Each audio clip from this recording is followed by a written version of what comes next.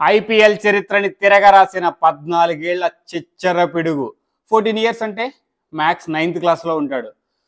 Under 11, under 13 లేదంటే under 17 ఆడుతుండాలి. కానీ నిన్న వైభవ్ సూర్యవంశీ 14 ఏళ్ల కుర్రవాడు ఐపీఎల్లో రాజస్థాన్ తరపున అరంగేట్రం చేశాడు. ఓపెనర్గా, అది కూడా ఆ ఏజ్లో ఖచ్చితంగా ఒక మంచి బౌలింగ్ అటాక్ ఉన్న ఎల్ఎస్జీని ధీటుగా ఎదుర్కోవడం చాలా కష్టం అని నాకు అనిపించింది లోపలికి ఎంటర్ అయినప్పుడు. కానీ ఫస్ట్ బాల్ 6 కొట్టినప్పుడు స్టేడియంలో ఒక్కొక్కరు స్టన్ అయ్యారు అంతే. కమెంటేటర్కి మాటలు కూడా లేవు. నాకు కూడా అసలు నేను చూస్తుంటే అసలు ఎంత ధైర్యం, ఎంత డేరు. అది కూడా షార్దుల్ ఠాకూర్ అంటే అందరికీ తెలుసు, ఎప్పుడు కూడా చాలా టఫ్ ఉంటుంది అతను బౌలింగ్.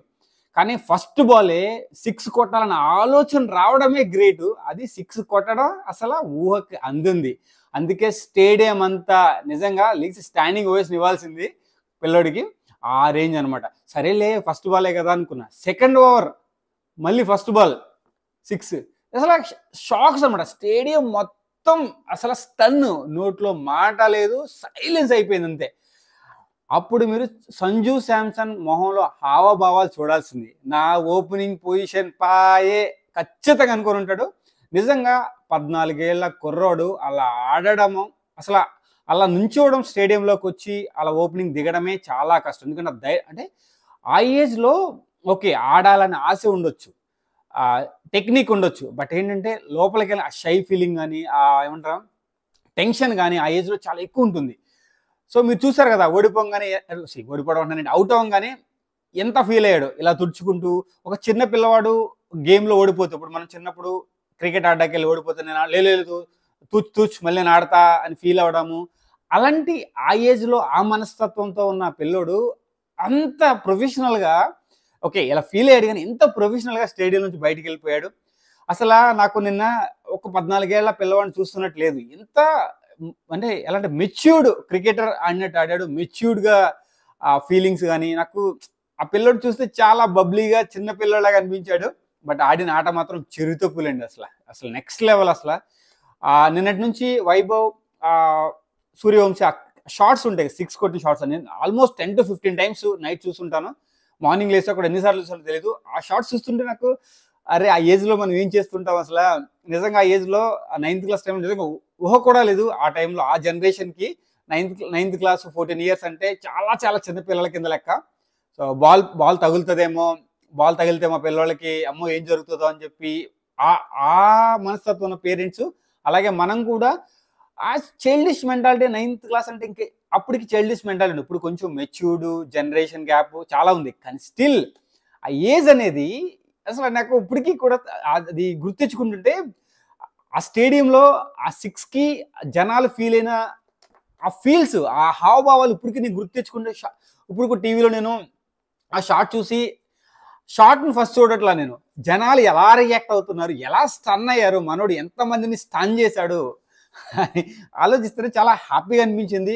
ఇలాంటి వాళ్ళు మన ఇండియా కంటే, మన ఇండియాలో టాలెంట్ ఆ ఏజ్లో అలా ఆడుతున్నాడు అంటే నిజంగా సచిన్, లేదంటే సచిన్ కూడా అరౌండ్ 17 ఇయర్స్కి క్రికెట్ అరంగేట్రం, ఇంటర్నేషనల్ క్రికెట్లో అరంగేట్రం చేశాడు.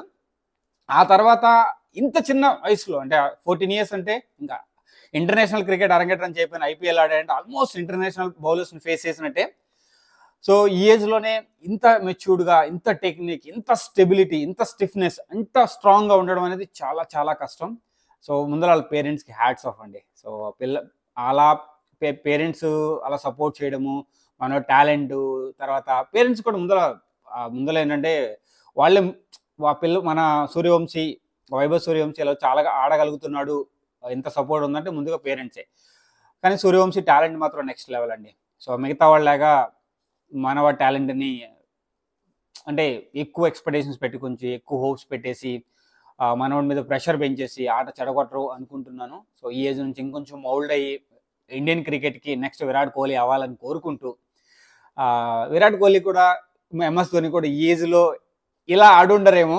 అంటే ఐపీఎల్కి అప్పుడు అవకాశాలు లేవు, బట్ అవకాశం ఉన్నా నిజంగానే అలా వచ్చి ఆడేవాళ్ళు నాకైతే ఏమో అనిపిస్తుంది. బట్ మనవాడికి మాత్రం నిజంగా లెగసీ ఖచ్చితంగా అండి. So is worth of it. And దాన్ని తీసుకోవడానికి అతను అర్హుడే. కానీ చాలా బాగా అనిపించింది అండి. మన పిల్లోడు బ్యాటింగ్ చేస్తుంటే పిల్లోడు లాగలేదు, పిడుగు పిచ్చర పిడిగారు ఆడ. సో ఇంకెంత మాట్లాడినా మాట్లాడుకోవచ్చు కుర్రోడు గురించి. ముందు రోజుల్లో ఎలా ఆడతాడో చూద్దాము.